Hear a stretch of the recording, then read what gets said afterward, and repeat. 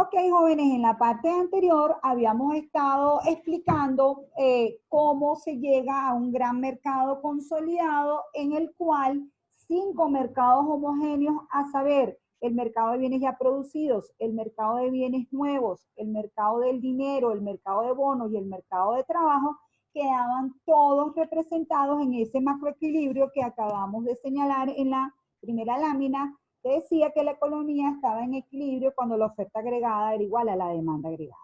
Ese equilibrio allí representa el equilibrio en el resto de los mercados. Entonces, ya vimos que el equilibrio del lado del mercado de trabajo se genera porque allí es donde está la producción. Ahí se combinan los factores productivos y se genera entonces la oferta agregada. Del lado de la demanda agregada tenemos que recordar que la demanda agregada tiene una estrechísima relación con la demanda de dinero porque se intercambia dinero por otros bienes y servicios. Y además, dentro del mercado financiero tenemos el mercado de dinero y el mercado de bonos. Y lo que sabemos del lado del mercado financiero y del lado del mercado de bonos es que cuando hay un equilibrio en el mercado de dinero, paralelamente hay un equilibrio en el mercado de bonos, porque estamos partiendo de una gran raíz y es así en la economía, donde la riqueza financiera o se mantiene en dinero o se mantiene en otros activos financieros. No olvidando nunca que a nivel macroeconómico el concepto dinero es activo que se intercambia por otros bienes y servicios, o sea que se tiene allí principalmente para hacer transacciones de bienes y servicios. Nos decía Keynes, ojo que también se tiene allí engatillado, guardadito, para poder hacer especulaciones en el mercado de bonos, ¿ok? Entonces, bueno, eso era lo que quería señalar con respecto al mercado consolidado, que es el mercado que se representan los 5 mercados que tenemos aquí, que los bienes ya producidos quedan representados en el stock de capital inicial, los bienes nuevos se genera aquí la oferta agregada y la demanda agregada, que la demanda agregada tiene una estrecha relación con la demanda de dinero, que dentro del mercado financiero, cuando se consigue el equilibrio del mercado de dinero, se consigue el equilibrio del mercado de bonos, y que en el mercado de trabajo se está en equilibrio cuando la oferta de trabajo es igual a la demanda de trabajo, allí se obtiene la cantidad de trabajo que se va a combinar con capital y que se va a obtener la oferta agregada. ¿Está clara esa idea general, jóvenes? Sí. ¿Sí? Déjenme ver en el chat que tengo. Ok, perfecto. Entonces, ya podemos pasar a una segunda parte. Fíjense que como todo mercado entonces de oferta y demanda o cualquier mercado, entonces lo que sigue es entender por qué la variable tiene una relación positiva, negativa o no tiene variables con la variable Y, que eso ya lo sabemos, eso no lo tenemos que desagregar otra vez, aunque aquí está desagregado unos elementos adicionales, pero por ahora no los vamos a tocar. Y luego, ¿cuáles son los elementos que desplazan la curva? En eso sí vamos a hacer un poquito de énfasis. Lo vamos a mencionar por ahora, porque lo que vamos a desarrollar en este segundo segmento es cómo el modelo de oferta y demanda agregada es un poderoso instrumento para explicar las situaciones en las que se encuentre la economía, bien sea de recesión, bien sea de presiones inflacionarias o que esté en el equilibrio simultáneo en el corto y en el largo plazo. Eso es lo que queremos desarrollar en este segundo segmento. Entonces, vamos a entender que por el lado de la oferta, lo que mueve la oferta de largo plazo es cualquier aumento de los factores productivos combinados, ¿de acuerdo? Básicamente que se mueva el factor inversión, agregaría yo. En el corto plazo, la oferta agregada responde a cambios en el nivel de precio, por eso es que tiene esta pendiente positiva, responde a cambios en los precios de los insumos y responde a cambios en la productividad, ¿ok? Y entonces del lado de la demanda agregada, resulta que la demanda agregada responde a cambios en las expectativas, a variaciones de la riqueza, a variaciones del stock de capital, a variaciones de cambio en la competitividad y a la política económica. Hasta ahora donde más hemos hecho énfasis cuando vimos el modelo ISLM es cómo la política económica puede desplazar la curva hacia la derecha o hacia la izquierda. Recuérdense que cuando hablamos de política económica, hablamos de política monetaria, de política fiscal y de la política cambiaria, de la cual esa sí todavía no la hemos desarrollado, ¿ok? Entonces, esa parte de los desplazamientos de la curva van a generar obviamente nuevas situaciones de equilibrio. Entonces, ¿de qué se trata la cosa? Medirnos. Se trata de que la economía puede estar en equilibrio solo en el corto plazo. Significa que cuando está en equilibrio solo en el corto plazo, no coinciden la demanda agregada y la oferta agregada de corto plazo con la oferta agregada de largo plazo, ¿ok? Sino que la economía está o por debajo del PIB potencial o por encima del PIB potencial. Quiere decir que a nivel de corto plazo podemos estar o en una fase de recesión o en una fase de presiones inflacionarias. Puede ser que lo que hace la economía es tener un comportamiento cíclico, ¿sí? Que pasa por épocas de recuperación y por épocas de desaceleración económica. Entonces, cuando estamos en la parte de recesión, lo que ocurre es que el equilibrio se da al lado izquierdo de la gráfica. Vamos a tener la demanda agregada, vamos a tener la oferta agregada de corto plazo y la oferta agregada de largo plazo, y el punto de equilibrio del PIB real va a estar por debajo del PIB potencial. Quiere decir que en este punto la brecha del PIB es positiva si nosotros sacamos la brecha del PIB potencial menos PIB real. Ojo que hay gente que le gusta sacar la brecha del PIB al revés, ¿ok? Aquí va a ser la brecha positiva porque nosotros estamos diciendo que la diferencia es PIB potencial menos PIB real. Entonces, cada vez que uno quiera graficar una situación de la economía en la cual está en equilibrio en el corto plazo, en recesión, esta es la forma de graficarlo, ¿ok? El punto de equilibrio va a estar al lado izquierdo de la oferta agregada de largo plazo. En el caso contrario, que tenemos una situación de corto plazo donde hay presiones inflacionarias, la forma de graficar esto es que la oferta agregada y la demanda agregada van a estar en equilibrio al lado derecho de la oferta agregada de largo plazo. Allí el PIB real está por encima del PIB potencial y eso está generando presiones inflacionarias. ¿Ok? Entonces, esos son los puntos en los que vamos a estar en equilibrio solo en el corto plazo. Y recuerden que en el largo plazo, para estar en equilibrio, tenemos que estar simultáneamente en equilibrio en los dos periodos. En el corto plazo, donde oferta agregada coincide con demanda agregada, y además ese equilibrio debe coincidir con la oferta, la intersección debe coincidir con la oferta agregada de largo plazo, y aquí se dice que estamos simultáneamente en equilibrio en los dos plazos, el corto y el largo. ¿Qué es lo que nos va a hacer mover del corto al largo plazo, de pasar de recesión a una situación de presiones inflacionarias? La demanda agregada, jóvenes, el gasto agregado. Los demandantes tomando sus decisiones de cuánto van a consumir, cuánto se va a gastar en inversión, los extranjeros decidiendo cuántos bienes y servicios quieren demandar de nuestra economía. Todo eso va a hacer que haya una dinámica de corto plazo importante, ¿ok? Entonces, en ese sentido, el modelo de oferta y demanda agregada nos sirve para explicar situaciones en la economía. Nosotros siempre que estemos en una situación determinada de la economía, vamos a estar pendientes si ocurren desplazamientos de la demanda agregada hacia la derecha o desplazamiento del lado de la demanda agregada a la izquierda. Eso se llaman shock de oferta, shock de demanda, pues. Y los shocks de demanda generalmente tienen mucha incidencia en el corto plazo, jóvenes. También puede ocurrir shock de oferta y vamos a explicar la situación en que ocurren. De hecho, una de las preguntas en el parcial era qué estaba ocurriendo en la economía con esta situación de COVID-19. Entonces, esto lo vamos a dejar como último punto para verlo juntos. Fíjense, por ejemplo, una situación de recesión. La economía ha pasado por situaciones de recesión muchísimas veces. ¿Cuál fue la recesión más célebre por la que había pasado la economía hasta el 2020?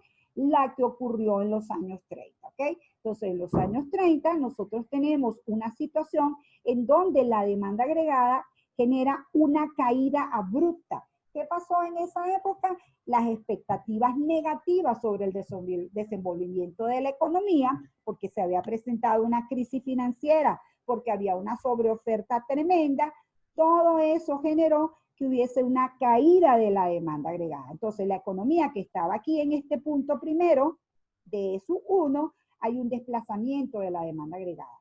En ese desplazamiento de la demanda agregada, lo que nos va a ocurrir es que hay simultáneamente una caída de los precios y una caída de la producción de bienes y servicios. Ojo que aquí esta flecha está al revés, sí, es de acá para acá. Entonces, hay una caída, es que vamos a arreglarlo de una vez. Perdonen que aproveche, pero no me puede quedar ese contrasentido ahí un poquillo loco. ¿Me están entendiendo entonces esta parte, jóvenes? Sí. Ok, entonces en una etapa de recesión va a haber, repito, una caída del nivel general de precios. Ojo que en el caso de este tipo de situaciones, el profesor Krugman nos advierte que inclusive una desaceleración de la inflación cuenta como reducción de precios, ¿sí? O sea, no necesariamente estamos hablando de una deflación siempre, sino que ya una desaceleración de la inflación puede entenderse este tipo de situaciones porque hay una reducción de las presiones inflacionarias. Pero típicamente lo que ocurrió en la época de los años 30 sí fue una deflación, ¿sí? Como había una sobreoferta, el nivel general de los precios cayeron en torno al 20%. También cayó la economía. Parece que la Gran Depresión es un periodo que dura desde el 29 hasta más o menos 1933.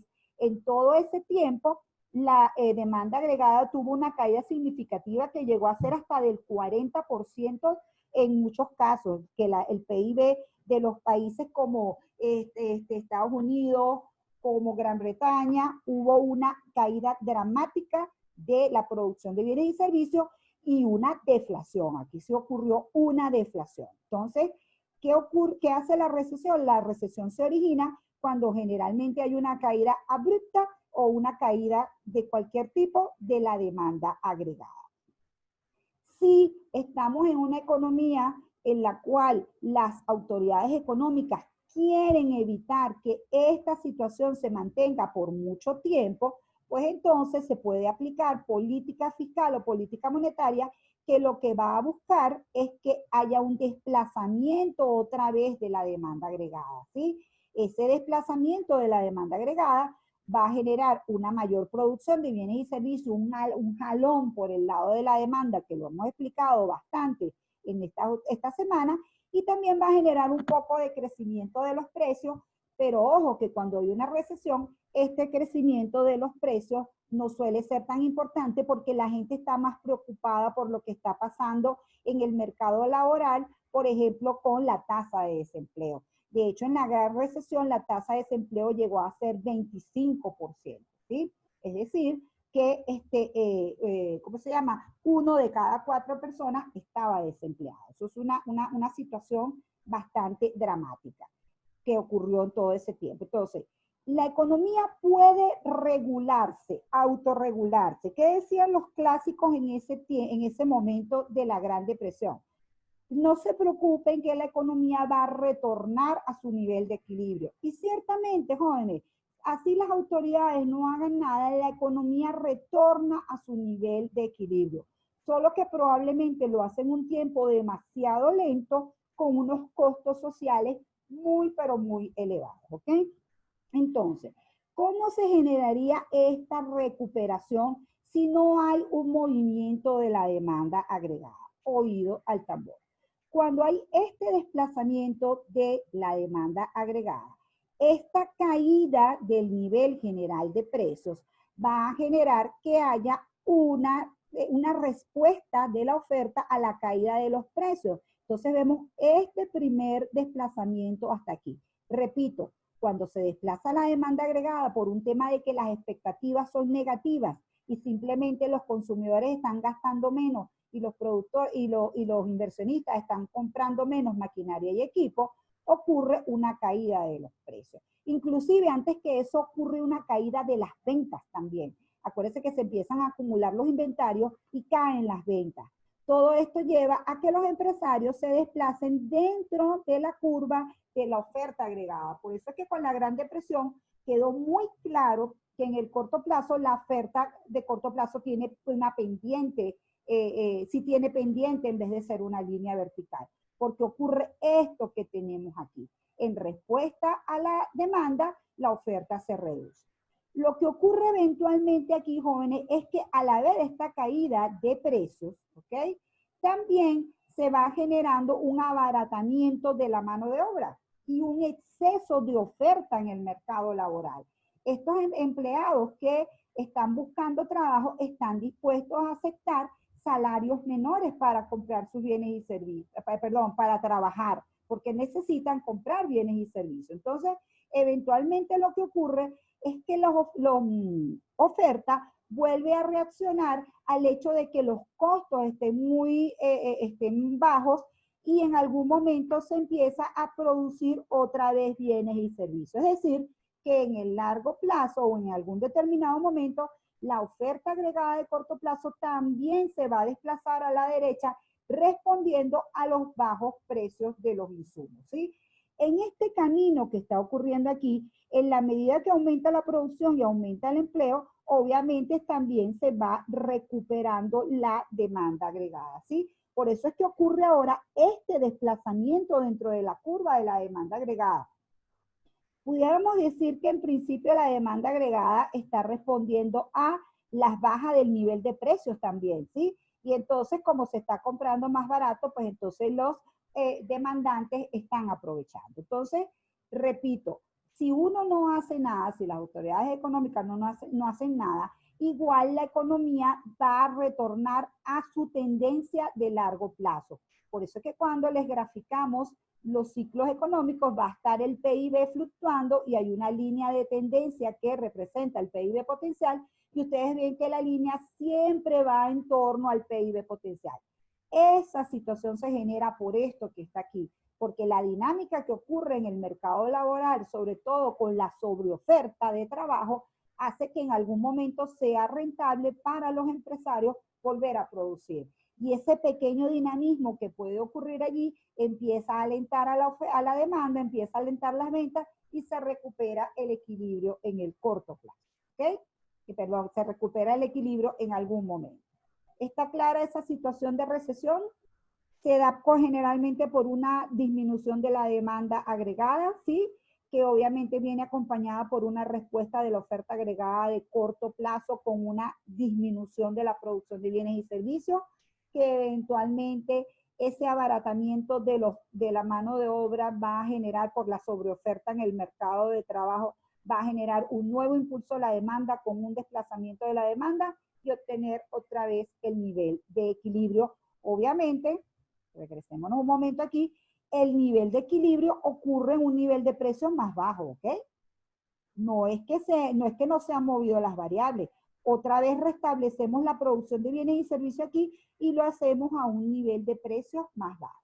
Los equilibrios se ajustan, pero se ajustan a otros niveles de precio o de cantidades. ¿De acuerdo? De acuerdo, profe, de acuerdo. Ok, perfecto. Veamos en el caso de unas presiones inflacionarias y aquí quise aprovechar un ejemplo que sale en el libro del profesor Mochón, Francisco Mochón, para que se entendiera más claramente cómo pueden ocurrir la brecha inflacionaria y que esto puede ocurrir inclusive en unos determinados periodos. Fíjense, aquí este caso es el caso de la economía española. La economía española en el año 1961 estaba en este punto que está aquí.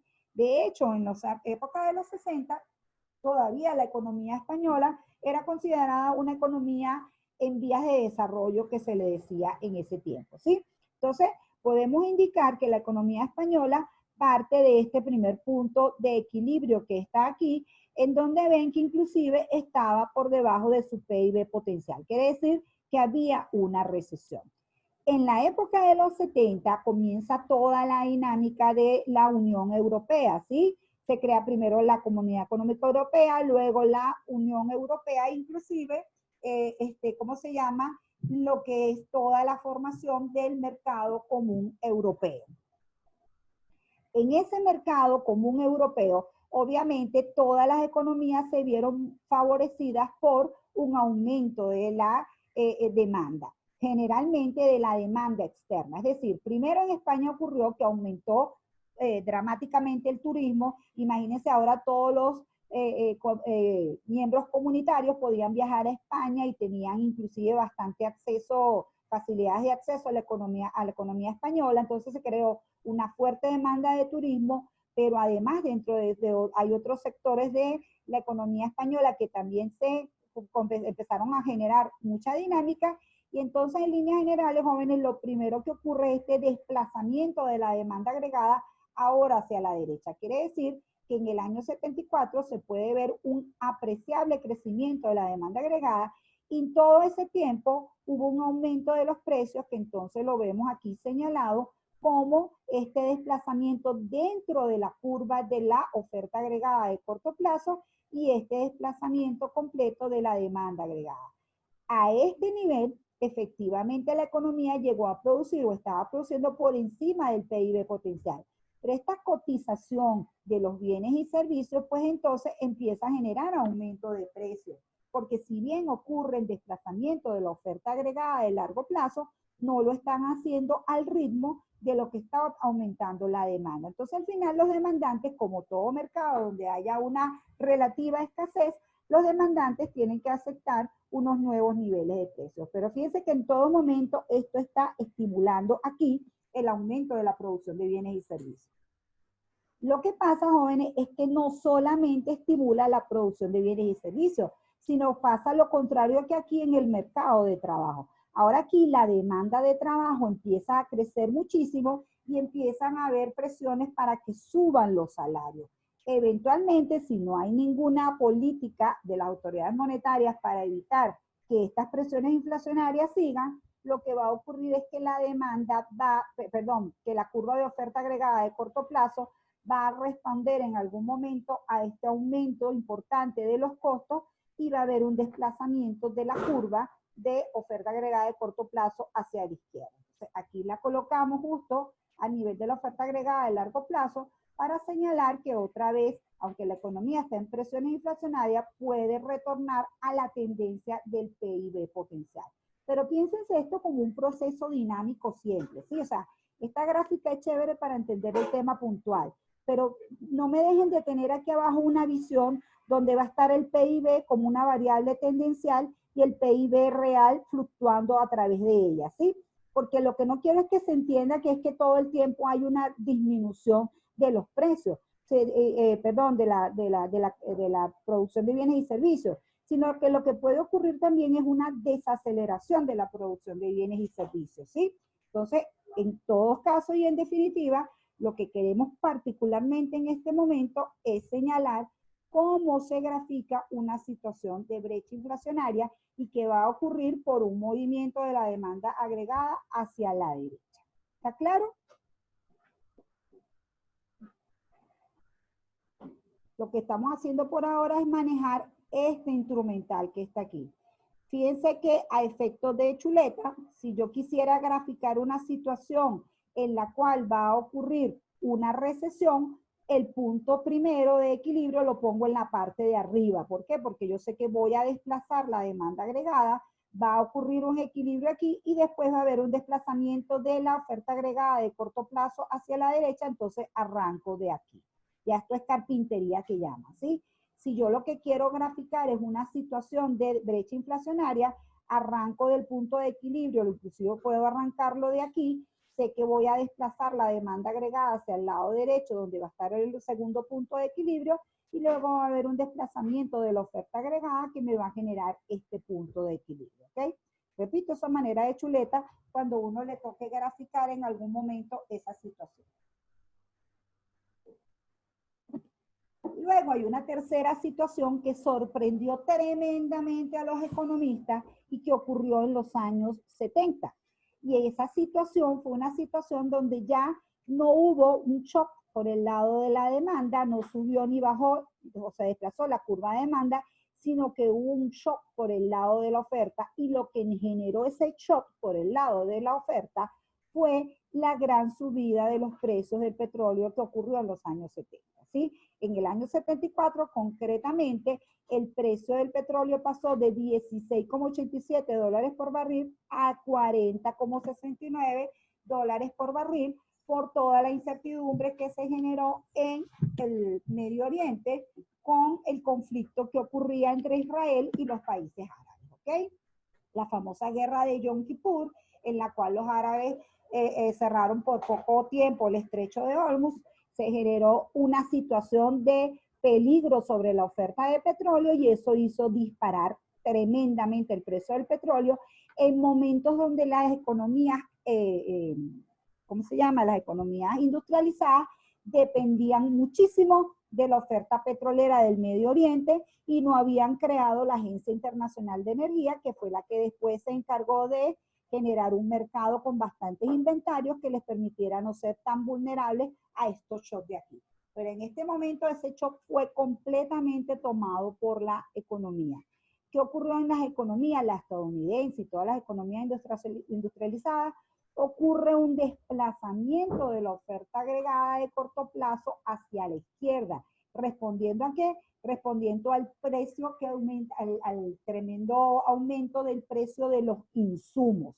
Entonces, fíjense ustedes que en este nuevo punto hay un aumento de precios y una caída de la actividad económica, lo que nos conocemos nosotros como estanflación. Repito, fue la primera vez que el mundo se encontró con un proceso de estanflación, y ese proceso de estanflación ocurrió por esta dinámica en el precio de los insumos, ¿ok? Entonces, cada vez quedaba más claro que en el corto plazo se puede mover la curva de la demanda agregada, se puede mover inclusive la curva de oferta agregada y generar unas situaciones nada agradables para la economía, ¿ok? Estos shocks de oferta son más difíciles de reponer que los shocks de demanda, ¿sí? Porque ya no es un tema, ya es un tema aquí de que los empresarios están en una situación en la cual no están ganados a producir bienes y servicios, ¿ok? Entonces, esta vez sí, la gente de Zoom tuvo la gentileza de avisarme que estamos entrando en los últimos 10 minutos, ¿sí? Entonces, ¿alguna pregunta, jóvenes? Este conocimiento del mercado, de cómo se generan los desplazamientos de las curvas es muy importante. Entonces dijimos que íbamos a aprovechar ahora para tratar de entender la situación, menos rapidito aquí para aprovechar nuestros 10 minutos, la situación del mercado ahorita en el primer semestre del 2020. Ay, Dios mío. Aquí pantalla. Entonces, a ver, jóvenes, conmigo. Tenemos nuestro mercado de oferta y demanda agregada y vamos a partir, inclusive vamos a partir de una situación de sobreoferta, de que la economía estaba en el equilibrio solo en el corto plazo, ¿sí? Y que entonces estábamos en un punto como este. Déjenme trabajar rápido porque esto si no nos va a dejar como siempre con los crespos hechos. Vamos a partir que la economía estaba aquí en el año 2019. ¿Sí, jóvenes? Entonces, en el año 2019, esta era la producción mundial. Vamos a suponer inclusive que esta es una gran economía mundial, llevando el concepto de modelo de oferta y demanda agregada a escala planetaria. Y este era el nivel de precios, ¿ok? ¿Qué ocurrió cuando aparece el monstruoso COVID-19 y que nos tiene a todos encerrados, jóvenes? ¿Qué es lo primero que debe haber ocurrido de forma pronunciada? Rapidito, jóvenes, que tenemos 7 minutos. Pues esta es la curva de demanda agregada, esta es la curva de oferta agregada de corto plazo y esta es la de largo plazo. ¿Qué tiene que haber ocurrido en el modelo de oferta y demanda agregadas cuando ocurrió esta aparición del COVID-19? Una reducción de la inversión y del gasto. Todo el mundo se asusta, entra en un literal y absoluto ataque de pánico y ocurre un desplazamiento de la demanda agregada, ¿sí o no? ¿Sí? Esta Sí, era sí. la demanda agregada y ahora esta es la demanda agregada. Eso hace que entonces se genere lo que nosotros hemos dicho. Fíjense que inclusive en este caso de ahorita es una caída de la actividad económica que está estimada más o menos en cuánto, ¿quién se acordará? Hace mucho que presentaron ese parcial, ¿verdad? Que la profesora todavía está vuelta loca En con 10 puntos. Acuérdense que la caída mundial se esperaba en 4,9% el mundial, ¿sí? La caída de la producción de bienes y servicios. Y los precios, si bien hay algunos países por allí con temor a deflación, ¿sí? Todavía lo que ha ocurrido es una disminución de las presiones inflacionarias. Es decir, una inflación menor que, por cierto, jóvenes, ahí decía claramente cuáles eran los niveles que se esperaba que se desaceleraran los precios. Cerca de 1% en las economías desarrolladas y cerca de 4 puntos en las economías emergentes, ¿ok? Entonces, efectivamente ocurre esto, esta dramática caída de la producción de bienes y servicios, perdón que siempre se me olvida que es esta, y una disminución de precios que, por cierto, hasta en unos países puede generarse una deflación. Pero también ha ocurrido en este esquema, y parece mentira, cierto desplazamiento de la oferta agregada de corto plazo. ¿Por qué ha ocurrido cierto desplazamiento de la oferta agregada de corto plazo? Bueno, porque hay actividades que sean, por supuesto, no son las que menos, esperamos que sea una cosita así como chiquitica, sí, son las que menos, pero lo que sí ha ocurrido es que hay una inyección monetaria fuerte, que hay una cantidad de actividades que se están desarrollando por teletrabajo, ¿sí? Y hay ciertas economías en las cuales puede ocurrir este pequeñísimo desplazamiento de la demanda agregada y entonces supóngase que la producción esté por aquí, ¿sí? Pero el shock más fuerte y más dramático ha ocurrido aquí. Fíjense que en todo caso el shock de oferta del que se ha estado hablando es un desplazamiento dentro de la misma curva de oferta. O sea, nunca puede ser un desplazamiento hacia la izquierda de la oferta, porque los desplazamientos hacia la izquierda de la oferta tendrían que ocurrir en un esquema de presiones inflacionarias o de aumento de los precios. En cambio aquí, simplemente lo que ha ocurrido es un shock de demanda brutal. Obviamente la oferta de corto plazo ha recibido ese shock y ha generado, por supuesto, si no, tú no tienes a quién venderle bienes y servicios, parte de los inventarios quedan ahí acumulados y lo que hacen las empresas es que no se producen más bienes y servicios. ¿Está claro? De verdad que quiero que empiecen a entender todas estas relaciones macroeconómicas que les estamos dando ya en la situación real. Así que es importante para mí que entiendan todo esto de lo que estamos hablando, ¿sí?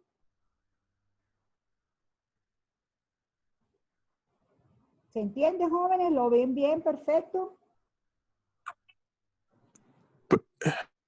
Creo que sí, profe. Yo creo que tengo una duda, pero creo que se la comenté después porque no estoy muy seguro.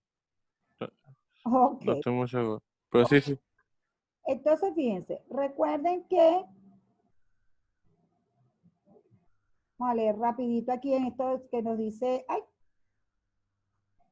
¿ustedes me están viendo? O sea, como que no leí compartir pantalla. Profe, usted se ve más la pantalla, ¿no? Ajá, exacto. No, lo que quería era recordarles aquí, Ahora sí. quería recordarles aquí que la demanda agregada, entonces vamos a aprovechar estos 2 minutos aquí para leer esta partecita.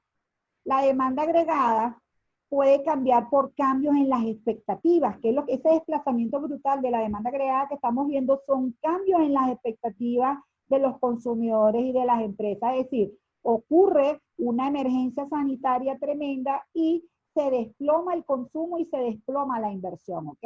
Esos dos componentes del gasto que son tan importantes porque obviamente las expectativas de lo que va a ocurrir en el futuro son bastante negras, ¿ok? Entonces, entiendan que la demanda agregada se desplaza por eso. También la demanda agregada puede sufrir desplazamiento por variaciones en la riqueza financiera. Los activos financieros se pueden revalorizar y generar una sensación o una situación de riqueza de la familia y esto puede desplazar la demanda agregada hacia la derecha. Otro elemento que puede generar, en este caso más bien que no se desplace mucho la demanda agregada, es que el stock de capital inicial de las empresas sea alto. Es decir, las empresas hayan invertido mucho en los últimos años y entonces tengan suficiente capacidad de producción desarrollada y la inversión esté floja en ese periodo. Eso también puede afectar la demanda agregada. Cambios en la competitividad pueden afectar la demanda agregada. Este lo vamos a explicar después porque no hemos hablado del sector externo lo suficiente para explicarlo. Y otro elemento, repito, que va a desplazar la demanda agregada es la política económica, ¿ok? Es de hecho, uno de los principales elementos que desplaza la demanda agregada. Y entonces recuerden siempre que la política económica, la política económica sí, lo que significa son desplazamientos de la demanda agregada. Política económica, bien sea cambiaria, monetaria o fiscal expansiva, desplazamos la demanda agregada hacia la derecha. Política contractiva la desplazamos a la izquierda. Si la desplazamos a la derecha, queremos aumentar el PIB y obviamente va a haber algún crecimiento de los precios. Política contractiva, queremos reducir el PIB porque realmente estamos preocupados por las presiones inflacionarias y queremos bajar la inflación. ¿Ok? Entonces, bueno, vamos a dejar esta segunda parte aquí, nos vemos una tercera vez porque hoy es jueves, ¿de acuerdo? Entonces dejamos que esto se reconvierta y nos vemos en la tercera parte. ¿De acuerdo? De acuerdo, profe.